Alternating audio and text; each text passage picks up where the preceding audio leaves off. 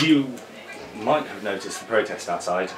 The organisers of the protest, who are Durham University students against austerity, told us that the decision to invite you here constitutes an assault on Durham feminism because of the views you hold and the comments you've made in the past. How do you respond to this, and is there anything you want to say to the protesters? Well, not really. I'm not quite sure what they're protesting about. Austerity, nothing whatsoever to do with me. I was elected in 2004, I was elected again in 2009 on an increased majority, so the people of Yorkshire returned me in a democratic manner. I've been here 10 times and I was invited by the union. I think it's a very dangerous game to start suggesting speakers, elected speakers by the people, shouldn't come to the Durham Union to speak. That's what free speech is all about. But I don't think it was about me. I think they saw me as an opportunity to give their protest a platform. So I think that's really what, I don't think it had much to do with me. Yeah. Flo, do you think Godfrey's invitation constitutes an assault? Thoughts on the protest? No, I don't.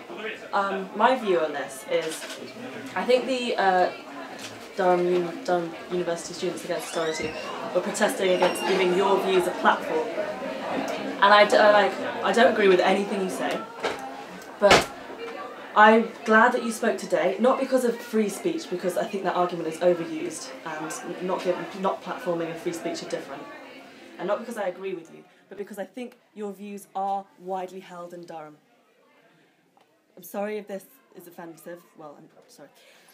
But I think your views of casual sexism and using the word slut without irony, and your slightly casual racism with the bongo land comment, I believe that these views are held in Durham, and giving you a platform where you can express them gives me the chance to oppose them and highlights the fact that you are elected democratically and those views are widely held, and we need to keep debating this issue until they are not, in my opinion.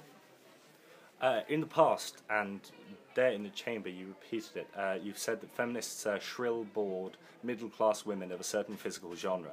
You've debated against Miss Perry this evening, who is a member of the Durham University Feminism Society, and one of their more vocal members. Would you say this description applies to her? Well, funnily enough, I thought the whole thing was dead, actually. This is very retro politics.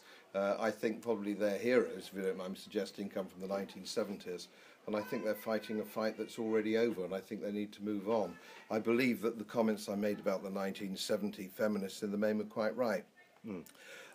Today, obviously, it was very heavily... it was joint hosted by the Feminist Society. Yeah. But I don't think you'll find that's it's certainly not a cross-section of the young women, or women indeed, that I know. So you've called feminism a passing trend. Yeah, sort of the fundamentals stretch back to the Enlightenment and before. Do you think? No, I don't accept any of that. No, I don't. No, my mother didn't accept it. You see, I come from a generation where our mothers all fought in the war, and our grandmothers fought in the war before that, and they had extreme, supreme confidence in themselves. They just got on with a job, and they showed that they could do anything. They could fly Spitfires, they could drive ambulances. They didn't burn their bras. I think they're a more mature generation. So you wouldn't describe yourself as a feminist or someone that supports feminism? I don't know quite what a feminist is. My wife isn't one. I don't know many women who are.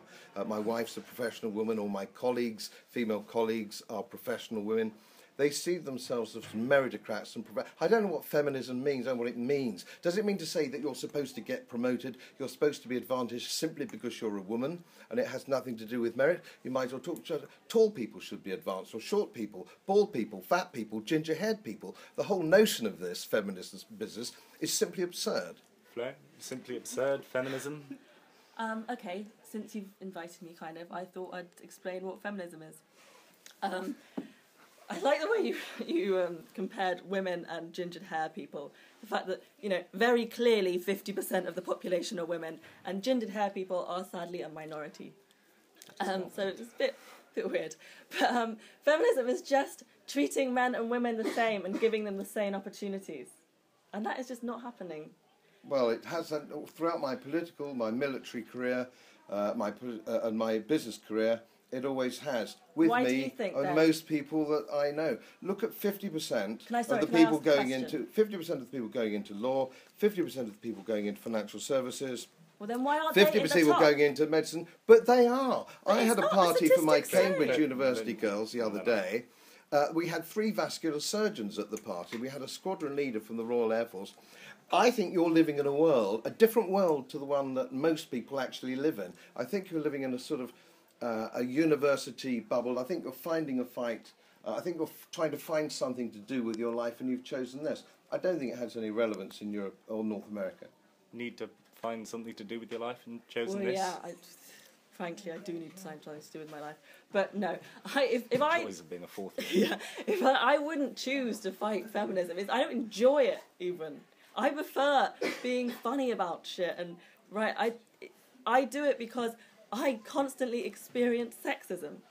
Well, it's not my wife's view, you see. She doesn't experience it. Why do you suppose you feel it and most of the other women in my life don't? What's special about you, do you think? Most of the women in my life do. You can't just say, like, oh, my friends think this. Well, yeah, but I think it's perfectly valid for me to say my friends, female friends and colleagues think this, yours think the other. Well, we're from very different ends of the political spectrum, and well, that probably has something to do but with there it. must be room for both of us, mustn't there, of course? Mr. Bloom, you didn't go to university. No. Why did you choose not to? And do you think that a university education is essential to succeed today? And on the back of that, do you think it's worth £9,000 a year? Well, a few questions in there. Yeah. I didn't go to university because I come from a generation where you didn't. You went into the city, you went into the army, or you went to university if you were specific academic, or it was vocational, or you wanted to do something specific. Now, people go to university because that's part of the procedure they need. They need to get their A-levels. They need to get to a good university. They need a good degree to get to a job. You now can't get to first base at any form of plausible job, even middle-ranking job, unless you have a university degree. And that's a society thing that's moved on. It wasn't a choice that I made. If you suggest would I have liked to have come to Durham University or indeed Cambridge, where I have a much stronger relationship as a guest lecturer some years ago, Cambridge. I would have loved it. I'm not going to pretend I wouldn't. I would have loved to go to university, have fun, read history. I'm a very keen amateur military historian. I'd love to have done that. Is it worth £9,000 a year? Of course it isn't. That's absurd. And I believe that we should. On something. Yeah. I believe that we should have free university education, or free in inverted commas, but we need fewer universities, and the people that go to universities should be either vocational or academic. The world and his wife. Now, I mean, I've lectured at Huddersfield University. I mean, come on. London Met. I mean, let's go somewhere with this, isn't it? You don't need any of them. It's Mickey Mouse. Let's keep our top universities as centres of excellence and let people who aren't academic or vocational actually learn something which might help society. Is Durham a top university? Yes. Excellent. I'm not completely stupid. On a slightly lighter note, we run a competition, which I'm sure you'll be aware of, called Best Bums, which has been slated before for being anti-feminist and has been commended before for being feminist because it sort of has entrants that are both male and female. Would you both like to pick a best bum? I've already voted, guys. Have you already voted? Yeah. Who did you vote for? I can't remember their names. Okay. Do you wanna, this is Emily. She's from Hatfield. I forget what she studies. Damn fine bum. This is Lillian from St Cuths. Okay. No, I think I won't go. I think I won't comment on each bum. You won't. Okay. I'm totally in favour of the competition. I have to say. I think it's a wonderful competition. You voted for Lizzie. Especially, I've just got back from Brazil, where they do bums very well. They do bums very well. The guys, who did you? I'll leave a connoisseur, perhaps, I think I did vote to men's bums. Yeah. Well, there we go. Thank you very much for Okay. talking to us, and thank you very much for